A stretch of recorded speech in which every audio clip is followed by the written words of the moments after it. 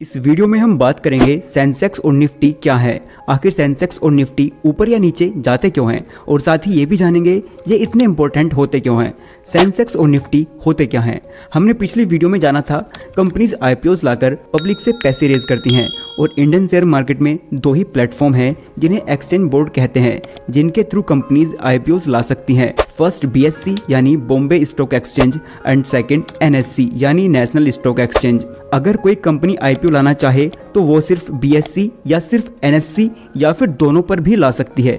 अगर कंपनी सिर्फ बीएससी पर ही आईपीओ लाती है तो कहा जाएगा कि कंपनी सिर्फ बीएससी पर ही लिस्टेड है, और इस तरह कंपनी सिर्फ एनएससी पर भी लिस्टेड हो सकती है। बीएससी पर अराउंड 7400 कंपनीज लिस्टेड हैं और वहीं एनएससी पर 2100 कंपनीज लिस्टेड हैं। अगर हमें ये जानना है बीएससी या एनएससी पर लिस्टेड टॉप कंपनीज कैसा परफॉर्म कर रही हैं, तो इसके लिए हम बीएससी या एनएससी का इंडेक्स चेक करते हैं।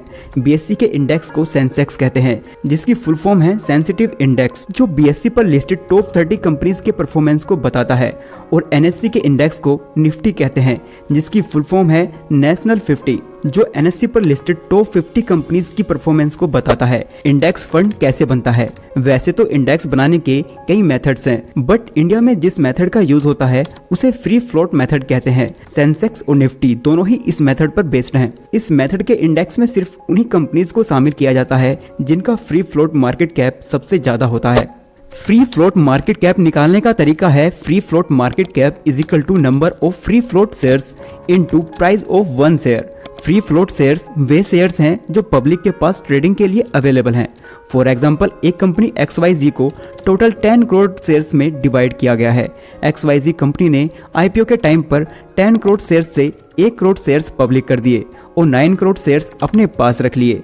यहाँ पर फ्री फ्लोट शेयर्स 1 करोड़ हैं, बिकॉज यही 1 करोड़ शेयर्स ही पब्लिक के पास ट्रेड करने के लिए अवेलेबल हैं। और अगर XYZ कंपनी के एक शेयर का प्राइस 10 रुपीज है तो XYZ कंपनी का फ्री फ्लोट मार्केट कैप होगा 1 crore free float shares into 10 rupees equal 10 crore rupees.